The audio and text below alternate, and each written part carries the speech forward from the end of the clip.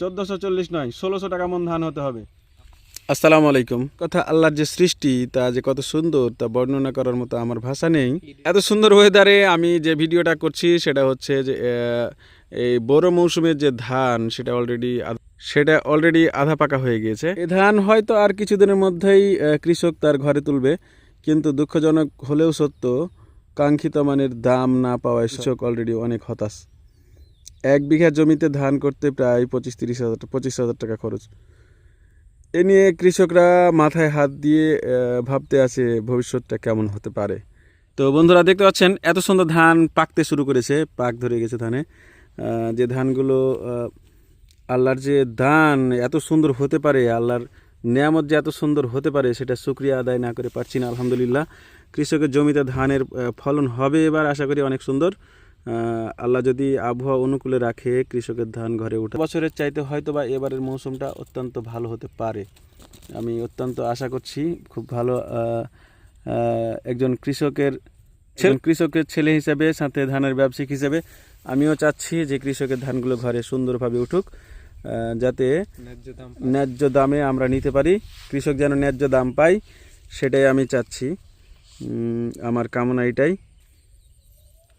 আরেকটা ভিউ দেখেন, সেটা হচ্ছে যে জমির যে অবস্থা, অর্থাৎ ধানের জমির যে অবস্থা অলরেডি বাদামি বর্ণ ধারণ করেছে। হয়তো বা 8 দিনের ভিতরে ধানের জমিতে ফুললি ধান পেকে যাবে। কৃষকেরা হয়তো 10 দিনের শেষ মাথায় 11 দিনের দিন, হয়তো বা 12 দিনের দিন ধান কাটাকাটি শুরু করবে আশা করি। যদিও এখনও কিছু ধান কেটেছে অলরেডি কৃষক, তবে খুব ধুমধাম করে চলছে না, যেটা উৎসব মুখর পরিবেশ তৈরি করতে পারেনি। আর হয়তো 8-10 দিন পর শুরু হবে উৎসব মুখর পরিবেশে ধান কাটাকাটি, যেটা কৃষকের মুখে হাসি, ব্যবসায়িকের মুখে হাসি। মোট কথা ধানের ব্যবসায়িকের মুখে হাসি থাকবে, কৃষকের মুখে হাসি থাকবে, সাধারণ মানুষের মুখে হাসি থাকবে, সস্তায় চাল পাবে। তো বন্ধুরা, আপনাদের যেটা বলছিলাম সেটা হচ্ছে কৃষক, আমরা যারা ব্যবসায়িক বা কৃষক যারা যে আছি, আমরা চাই সাধারণ কৃষক যাতে হাসি মুখে তাদের ফসল ঘরে তুলতে পারে। সরকারও যেন সেই ব্যবস্থা নেয়। ন্যায্য মূল্য যেন সরকার নির্ধারণ করে।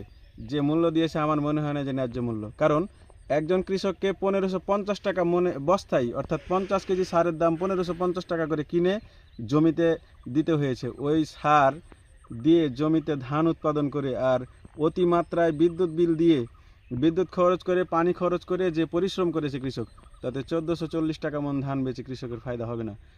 একটা জিনিস খেয়াল রাখবেন, আপনার একজন কৃষক 3 মাস জমিতে চাষ করার পর হয়তো সর্বোচ্চ 4 বিঘা জমি করতে পারে।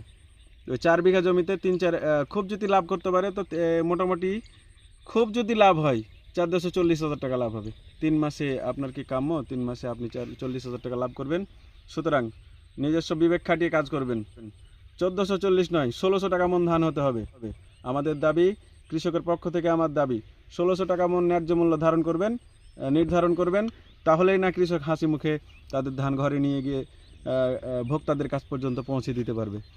আর একটা বিষয় সরকারকে বলতে চাই, সেটা হলো ধানের বাজার নিয়ে যেন সিন্ডিকেট তৈরি না হয়, আর মিলাররা যেন ন্যায্য মূল্যে ধান কিনে, এটা যথেষ্ট মনিটরিং যেন আপনারা করেন।